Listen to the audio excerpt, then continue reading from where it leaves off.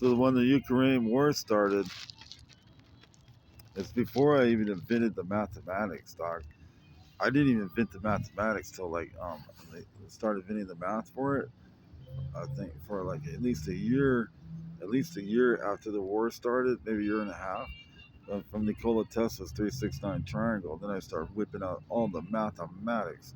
But look, Elon Musk, his rocket's falling out of space. And it's the same thing as a cutting torch. You know, it's got blowback on it. It's got petroleum fuels in it. No good. Petroleum fuels, no good for rocket systems. Not at all, ever. Because, you know, if you understand welding technology, they're selling my welding technology on turning metal into crystals with welding technology, because you got to understand the inert gas. It keeps things from oxidizing. You got to understand some chemistry and stuff, too, where everything's a solid, liquid, a gas, and light matter. I don't want to use the word matter. Substance. You want to replace matter or mass, whatever, with substance. And that the degrees, you guys start getting all the degrees of space and everything. So I'm the one that started elevating those rockets really fast.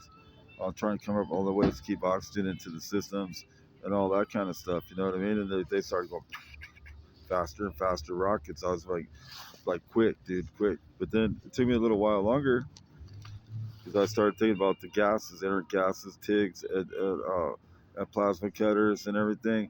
And I was like, the inert gas and inert gas being pressurized and everything burns with electricity and everything.